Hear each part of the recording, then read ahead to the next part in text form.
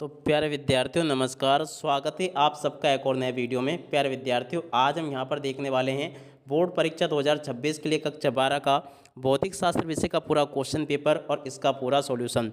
जी हाँ प्यारे बच्चों, एक मॉडल क्वेश्चन पेपर है जिसमें से काफ़ी सारे क्वेश्चंस आपको बोर्ड परीक्षाओं में देखने को मिल सकते हैं। इसलिए प्यारे बच्चों, आप लोग इस वीडियो को पूरा का पूरा ध्यान से देखकर जाइएगा, ताकि प्यारे बच्चों आप सबको अच्छे प्रकार से समझ में आ सके कि वार्षिक बोर्ड परीक्षा 2026 का कक्षा 12 का भौतिक शास्त्र विषय का क्वेश्चन पेपर आपका परीक्षाओं में कैसा आएगा। देखिएगा, कुछ इस प्रकार से क्वेश्चंस आपके पेपर में परीक्षाओं में देखने को मिलेंगे आपको। अब चलो मैं आपको एक एक करके सभी क्वेश्चन के आंसर बताता हूँ। तो देखिएगा, यहाँ से आप लोग देख कर जाइएगा। पहला क्वेश्चन पूछा है, प्रत्येक प्रश्न के लिए दिए गए विकल्पों में से सही उत्तर चुनकर लिखिए।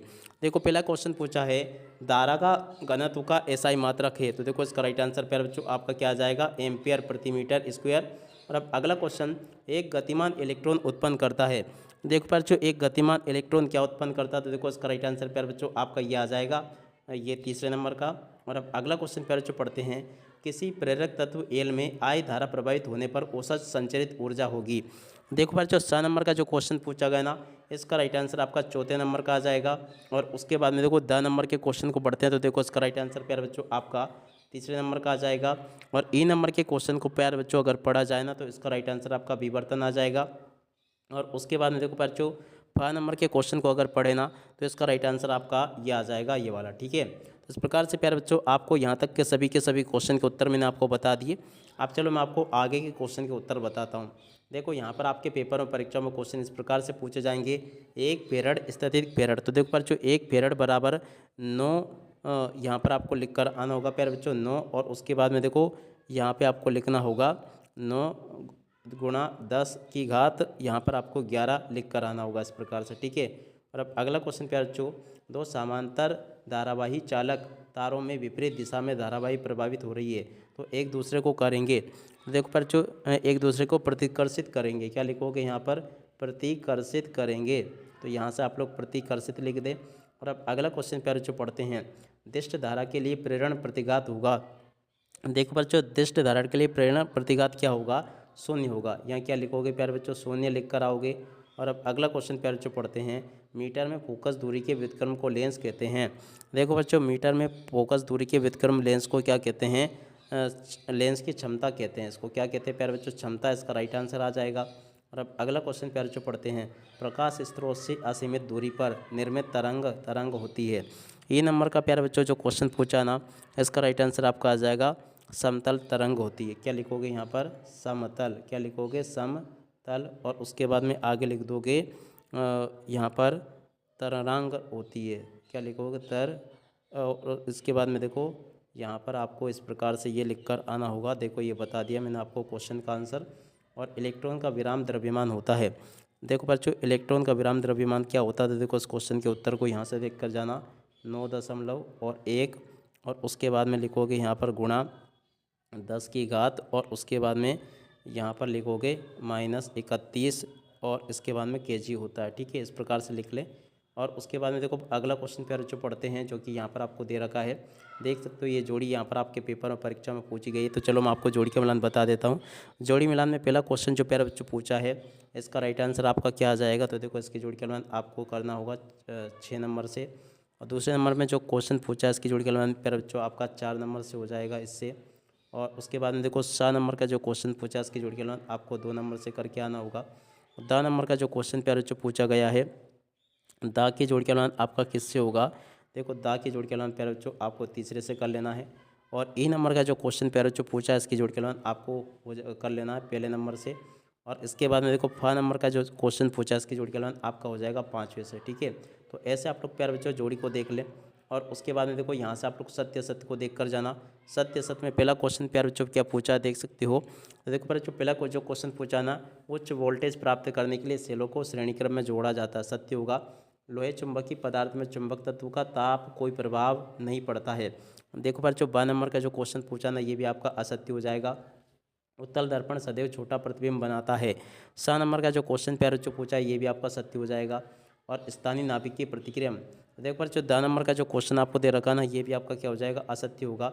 और सिलिकॉन में जर्मेनियम दोनों नैजिक अर्धचालक उदाहरण हैं। देखो पर जो ये क्वेश्चन, ये भी आपका सत्य हो जाएगा। ठीक है, और उसके बाद में देखो यहाँ पर आपको प्रश्न नंबर 5 में एक वाक्य फिर एक शब्द में उत्तर पूछे जाएंगे। तो चलो इन क्वेश्चन के उत्तर और मैं आपको बता देता हूँ। पहला क्वेश्चन प्यारे बच्चों जो पूछा है, परावैद्युत माध्यम की उपस्थिति का किसी चालक के विभव पर क्या प्रभाव पड़ता है। तो देखो इसका राइट आंसर आपका आ जाएगा विभव घट जाता है। क्या लिखोगे, विभव और उसके बाद में घट और उसके बाद में लिख दोगे जाता है। क्या लिखोगे, विभव घट जाता है। और अब अगला क्वेश्चन प्यारे बच्चों, विद्युत चुंबकीय तरंगों का मूल स्रोत क्या है। देखो प्यारे बच्चों, विद्युत चुंबकीय तरंगों का मूल स्रोत है त्वरित आवेश। क्या लिखोगे, त्वरित और उसके बाद में आगे लिखोगे आवेश। इसका राइट आंसर आ जाएगा। ठीक है। और अब अगला क्वेश्चन प्यारे जो पढ़ते क्या दे रखा है, विकिरण की ऊर्जा एवं आवृत्ति में संबंध लिखिए। देखो बच्चों, विकिरण की ऊर्जा एवं आवृत्ति में संबंध क्या है। तो देखो यहाँ से आपको लिखकर आना होगा ई बराबर और उसके बाद में आगे लिखोगे एच बटे और उसके बाद में एन यू। इसका राइट आंसर आ जाएगा। और अब अगला क्वेश्चन प्यारे जो पढ़ते हैं, हाइड्रोजन परमाणु की आयनीन ऊर्जा का मान ईवी में लिखिए। देखो बच्चों, 10 नंबर का जो क्वेश्चन दे रखा ना, इसका राइट आंसर प्यारे बच्चों आ जाएगा आपका, यहाँ से लिख कर जाना 13.6 और उसके बाद में ईवी। इसका राइट आंसर होगा।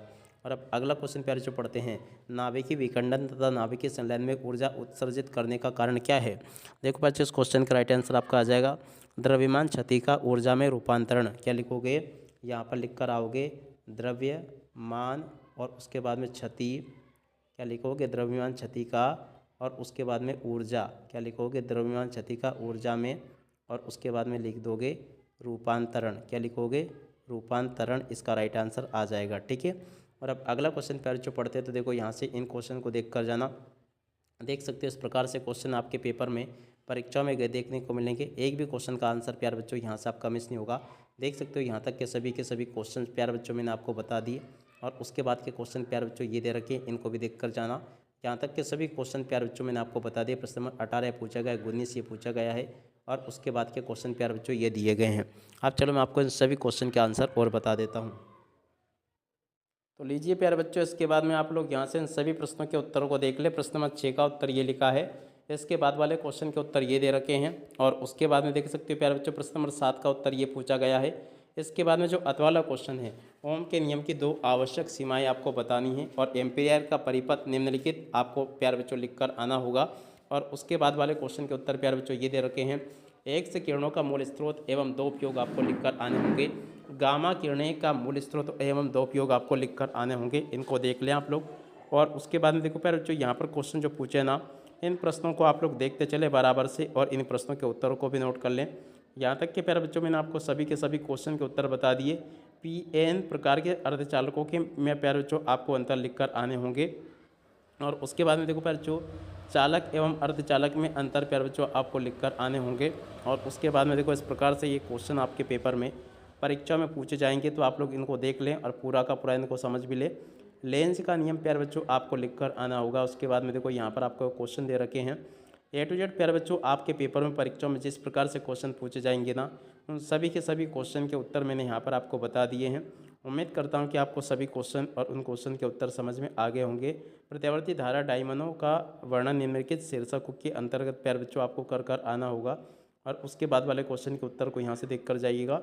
इस प्रकार से प्यारे बच्चों मैंने आपको यहाँ तक के सभी क्वेश्चन और उन क्वेश्चन के उत्तर बता दिए हैं। अब आप सब लोग इसको पूरा का पूरा याद करके जाइएगा। अब इसी के साथ में प्यारे बच्चों इस वीडियो को यहीं पर पूरा करते हैं। नमस्कार, जय हिंद, जय भारत।